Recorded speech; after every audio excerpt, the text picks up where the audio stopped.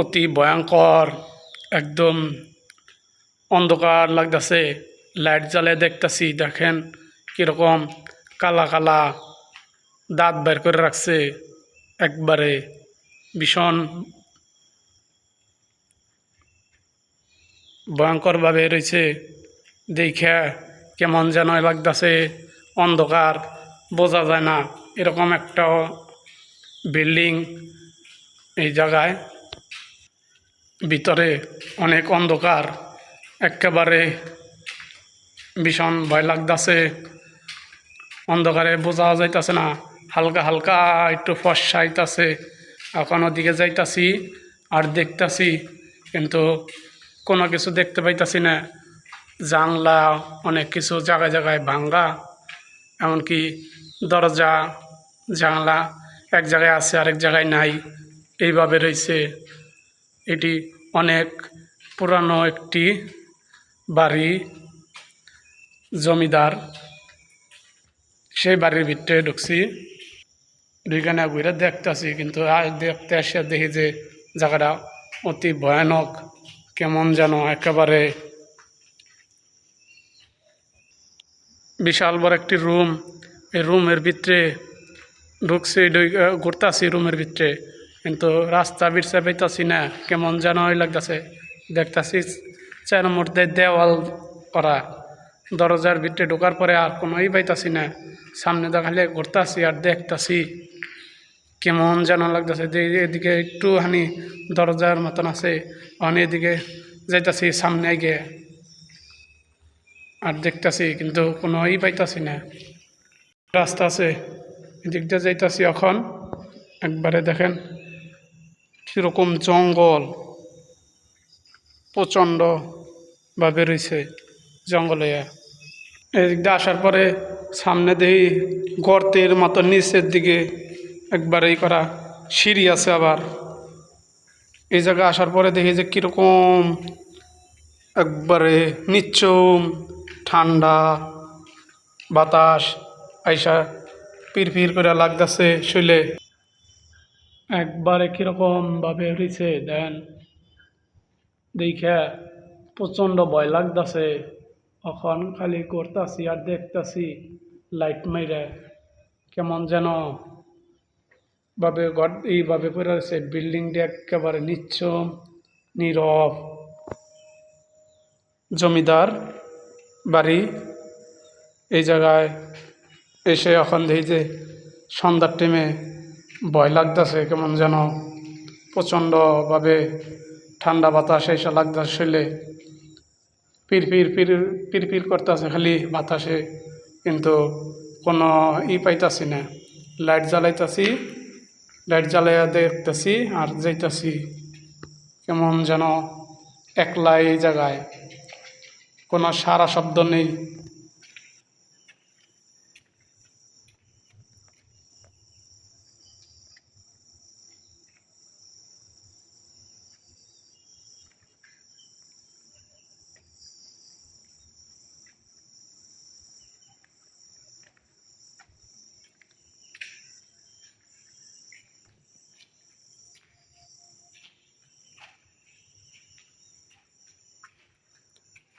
এদিকে খালি করতেছি আর দেখতেছি,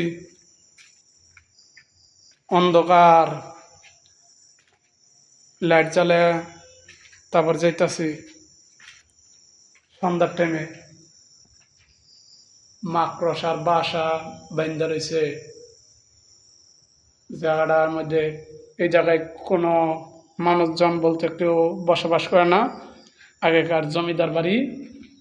এই জায়গায় এসেছিলাম ঘুরে দেখতে, দেখতে এসে দেখি যে এত ভয়ঙ্কর, যা বলার বাইরে।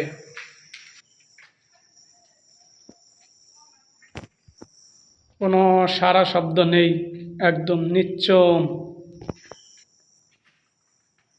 আবারও ঘুরতে ঘুরতে সেই রুমের ভিতরে এসে পড়ছি। এখন দেখি যে আর কোনোই নেই, কিন্তু এই রুমের মধ্যে আসার পরেই সেই রুমের মতন একবার ঠিক দেখতে, কিন্তু এই জায়গায় অনেক পানি বাইজে রয়েছে। রুমের ভিতরে পানি, আবার কই থেকে যেন গলার সাউন্ড আসে, কিন্তু কেরা কথা কয় কিন্তু তারা বিরছে পাইতাছি না। কিন্তু ওই জায়গাটা ভিতরে একেবারে এরকম সাউন্ড আইতাছে, মানুষের গলার সাউন্ড, কিন্তু তাকে দেখা যায় না। এত ভয়ঙ্কর এই জায়গাটা। এই জমিদার বাড়ি এইভাবেই আছে। এখন ঘুরতাছি আর রুমটি দেখতাছি, প্রচণ্ড ভয় লাগতেছে। এই জায়গায় পানি, গাছের ডাইল ভাঙ্গা, অনেক কিছু এইভাবে আছে। এদিক দিয়ে রয়েছে দেয়ালের মধ্যে একেবারে মাকড়সার বাসা বান্ধা রয়েছে। জায়গাটা এত ভয়ানক। গলার সাউন্ড কোত্থেকে যেন আসতেছে, কিন্তু দেখতে পাইতাছি না। ঘুরতে ঘুরতে এক আন্ধার কোটার ভিতরে এসে পড়ছি। অন্ধকারে আর এই আন্ধার কোটাতে বাইরেতে পারতাছি না, কারণ ঘুরবার লাগছি। যেদিকে যাইতাছি সেদিকে দিই খালি অন্ধকার। অন্ধকারে কোনো রাস্তা বিরছে পাইতাছি না। আন্ধার কোটার ভিতরে আইসা আর রাস্তা খুঁজা পাইতাছি না। এখানে আইসাই খালি গোরবাক খাইতাছি আর দেখতাছি চারোর মধ্যেই দেয়াল দিয়া আটকানো। এদিকে বীর চাইতাছি, কিন্তু কোনো কিছু দেখতে পাইতাছি না। এত ভয়ঙ্কর আন্ধার কোটা দেখে প্রচণ্ডভাবে ভয় লাগতাছে।